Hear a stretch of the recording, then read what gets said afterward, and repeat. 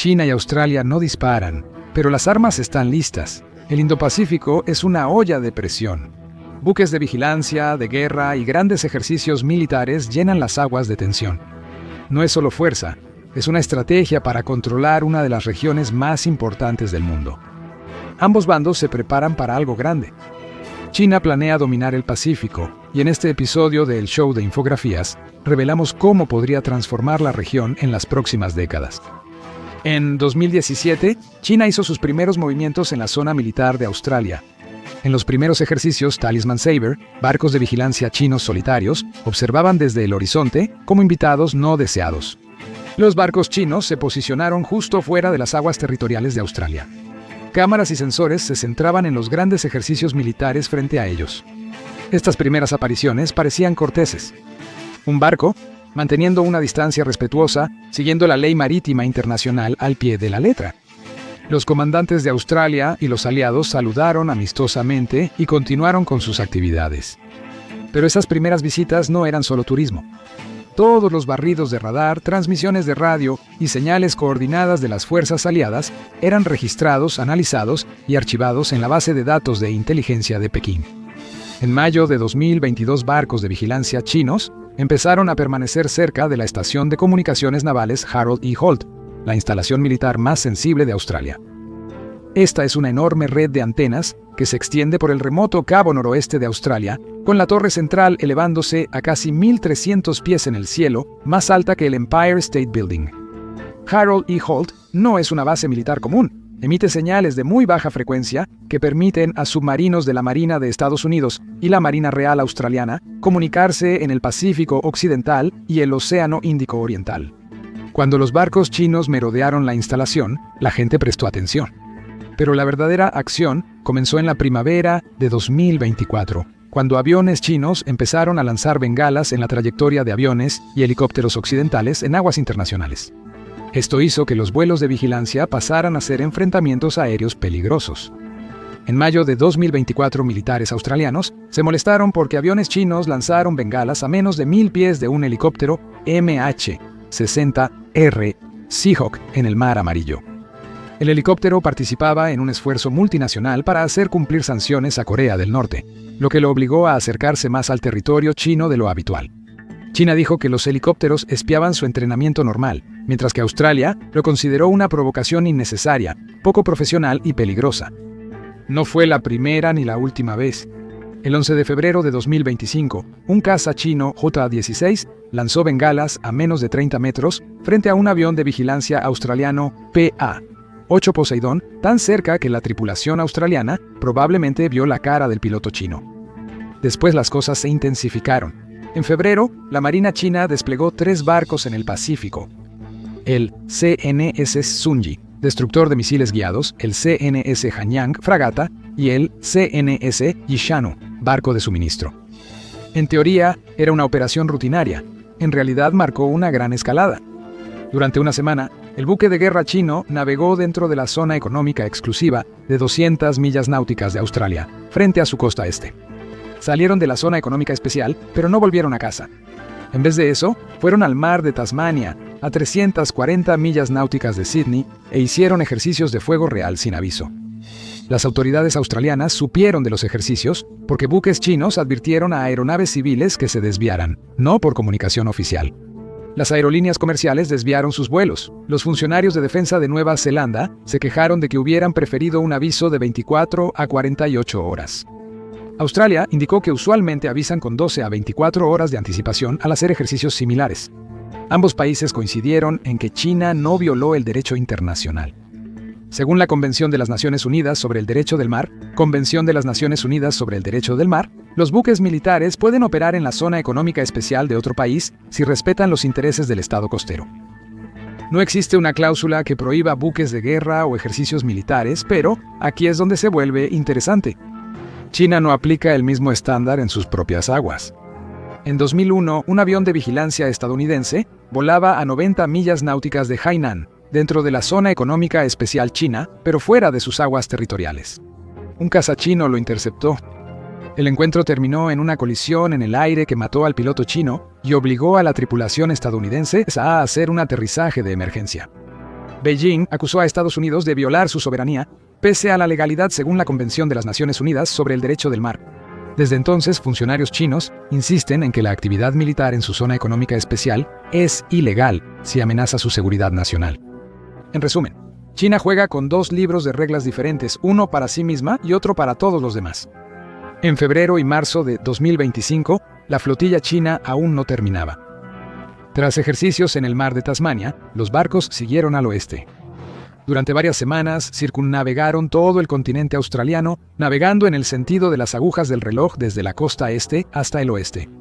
Pasaron a menos de 50 millas náuticas de instalaciones de defensa sensibles en la costa occidental de Australia, lo suficientemente cerca como para recordarle a Canberra el creciente alcance de China, pero lo suficientemente lejos como para mantenerse dentro de los límites del derecho internacional.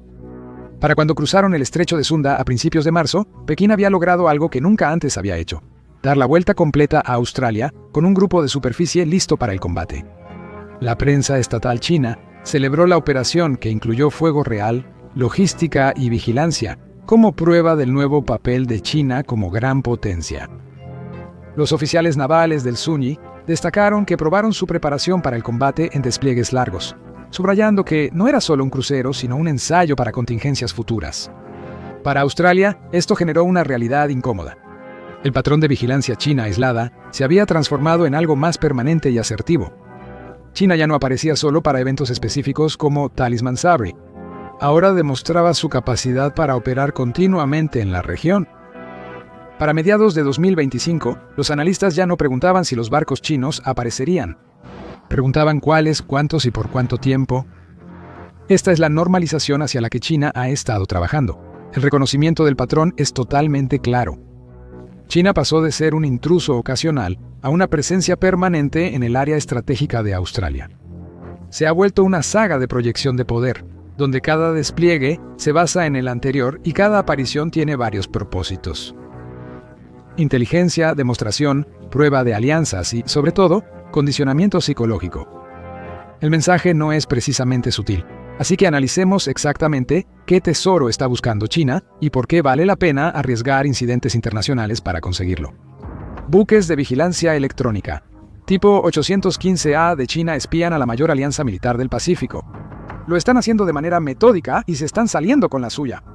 Los barcos de vigilancia chinos rastrean misiles balísticos, monitorean comunicaciones encriptadas y mapean firmas de radar en un amplio espectro. Imagina una sede flotante de la Agencia de Seguridad Nacional de 130 metros tan llena de sensores en sus cubiertas que parece un barco pedaleando balones de fútbol gigantes. Durante los ejercicios Talisman Sabre, cada transmisión de radio entre las fuerzas aliadas es grabada y analizada. Los patrones de comunicación revelan las estructuras de mando, quién habla con quién y cuándo. El uso de frecuencias muestra qué canales prefieren las diferentes unidades para distintas operaciones. Los métodos de coordinación exponen cómo 19 ejércitos diferentes, con 19 sistemas de comunicación distintos, realmente logran trabajar juntos. Si la guerra fuera un juego de estrategia multijugador, China observaría a cada aliado, anotando sus tácticas, tiempos y debilidades. Cuando comience el juego real, no es improbable que ellos sepan exactamente qué botones es probable que sus oponentes presionen. En seguridad internacional, prever la reacción del rival es tan valioso como conocer sus armas. China no solo envía barcos cerca de Australia para recopilar datos técnicos, también observa cómo responde el sistema cuando aparecen. En mayo de 2024, un barco de vigilancia chino merodeaba frente a la costa noroeste de Australia durante intensa actividad militar, generando debate público sobre si tenía derecho a estar ahí, según el derecho internacional. No lo tenía, pero a China no le interesaban esos debates ni al ejército las regulaciones marítimas. Ellos estaban ocupados rastreando la cobertura de radar y mapeando las cadenas de mando. Este tipo de información no tiene precio en la geopolítica moderna. Permite a China prepararse para incidentes futuros, escalar o desescalar según convenga y aprovechar brechas en la coordinación aliada antes de una crisis real.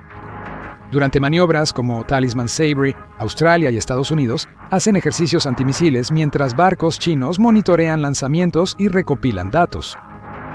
Cuando Japón prueba interferencia electrónica, equipos chinos monitorean frecuencias y analizan el impacto en sensores cercanos. Cuando las fuerzas aliadas se comunican usando enlaces satelitales encriptados, Los operadores chinos registran los patrones con la esperanza de descifrarlos o al menos estudiarlos después. Esto se llama inteligencia de señales y es una de las formas más valiosas de espionaje moderno. ¿Por qué importa? Porque el próximo gran conflicto, sea por Taiwán, el mar de China Meridional u otro lugar, no solo será sobre barcos y misiles. Se tratará de quién controla la información. Si China aprende cómo operan los sistemas de comunicación aliados o las defensas antimisiles en tiempo real, pueden diseñar sus propias operaciones para eludirlos de la misma manera. Lo que nos lleva a nuestra siguiente pregunta. Si China se concentra en Taiwán y el mar de China Meridional, ¿por qué ir hasta Australia? ¿Por qué le importa Australia? Cuando los mapas muestran tensiones en Taiwán o el mar de China Meridional, Australia suele aparecer como un espectador distante, tranquilo en la parte inferior del encuadre. Pero en la estrategia global, la distancia puede ser engañosa.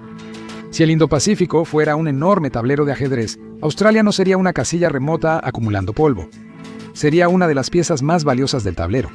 Su ubicación le da control sobre rutas clave que conectan el Océano Pacífico y el Océano Índico, y su red de alianzas la convierte en un multiplicador de fuerza para la proyección de poder de Occidente.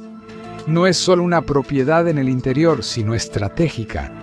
Durante la Guerra Fría, los estrategas militares a veces se referían a Australia como un portaaviones insumergible.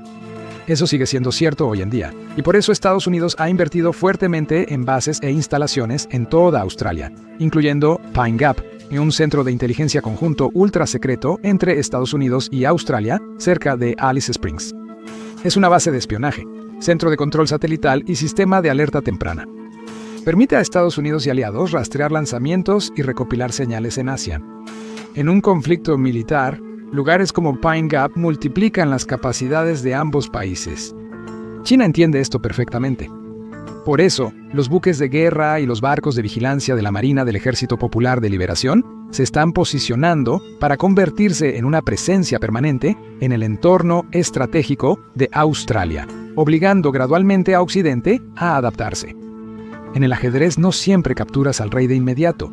A veces solo acercas tus piezas y presionas, obligando al oponente a mover sus defensas poco a poco. La postura de China está relacionada con sus alianzas. Estados Unidos, Reino Unido y Australia integran Australia, United Kingdom, United States, una alianza de defensa para compartir tecnología de submarinos nucleares y desarrollar capacidades militares avanzadas juntos. China no busca desafiar la alianza, sino romperla o alterar su armonía. Al mantener una presencia constante cerca de Australia, China está poniendo a prueba la unidad de la alianza. Los politólogos llaman a esto una estrategia de división. Observan desacuerdos en respuestas, identifican brechas en decisiones y detectan cuando los socios no están sincronizados. También hay una audiencia regional observando todo esto. Cuando China manda un buque de guerra o nave de vigilancia a aguas australianas, es como publicar una actualización en redes sociales. Estuvimos aquí, podemos y vamos a seguir haciéndolo. Países del sudeste asiático como Indonesia, Vietnam y Filipinas observan estos movimientos. Lo mismo ocurre con otras potencias como Japón e India. Ellos están prestando atención no solo a las acciones de China, sino también a cómo responden Australia y Occidente. En política internacional, la coherencia da poder. Así como los influencers dominan tu feed a diario, China domina el estratégico del Indo-Pacífico. Su presencia ya no es excepcional, se vuelve la norma. Cuando pasa, el tablero de ajedrez ya no es igual. Entonces, ¿a dónde lleva todo esto? Actualmente, Australia y China compiten estratégicamente de forma lenta. No ha habido disparos ni cruces de líneas oficiales, pero las piezas del tablero se mueven. En este punto, el futuro podría tomar diferentes caminos. En el primer escenario, nadie hace un movimiento dramático. Anticlimático, claro. No hay crisis ni alerta de última hora, ni un punto crítico repentino. China simplemente sigue haciendo lo que hace ahora: presentarse, tomar notas y hacer que su presencia sea algo rutinario. Estamos viendo esto ahora. Al principio, cada buque de guerra chino cerca de Australia genera titulares. Pero con el tiempo, los informes se vuelven menos dramáticos. Los medios dejan de darles prioridad. Los informes militares mencionan los avistamientos brevemente y luego siguen adelante. Australia y aliados se adaptan. Se crean protocolos y los comandantes practican cómo tratar con barcos chinos como parte de la rutina diaria. Este es el caso de la rana hervida, que China usa perfectamente. Si echas una rana en agua caliente, saltará, pero si la calientas poco a poco, no notará el peligro hasta que sea tarde. Lo mismo sucede con la geopolítica. El cambio gradual a menudo se siente normal, hasta que un día miras a tu alrededor y te das cuenta de que todo el entorno ha cambiado. Ya vimos este patrón y mencionamos las redes sociales. Pero piensa cómo sus algoritmos cambiaron nuestros feeds en la última década. Al inicio era invasivo que las apps predijeran lo que veríamos o compraríamos. Ya es rutina. Apenas notamos el control del algoritmo sobre lo que vemos. Si el Indo-Pacífico acepta esta nueva normalidad, China logra una victoria estratégica sin disparar un misil. El incrementalismo produce resultados estratégicos. El dominio naval occidental disminuye silenciosamente, mientras la inteligencia china recopila datos de forma constante, no solo ocasionalmente. Otros países de la región también tendrán que aceptar gradualmente la presencia china como algo habitual. Mantener la iniciativa estratégica se vuelve más difícil por defecto. La historia no siempre avanza en silencio. A veces las tensiones se rompen. En otra versión futura, la vigilancia china cerca de Australia sigue, pero algo falla después. Tal vez un barco chino navegue demasiado cerca de un ejercicio aliado o choque con una embarcación más pequeña. Quizá un dron se acerque mucho a un buque de guerra y lo derriben. O tal vez haya un ciberataque a las comunicaciones aliadas durante un ejercicio militar y Australia o Estados Unidos culpen a China. De repente, la situación se intensifica. Los líderes militares empiezan a usar un lenguaje más duro. Las relaciones comerciales se vuelven más estrictas. Ya hemos visto versiones de esto antes. Durante la Guerra Fría, Estados Unidos y la Unión Soviética competían en todo, desde armas nucleares hasta torneos de ajedrez y Juegos Olímpicos. En el mundo actual, esa competencia podría darse en la tecnología.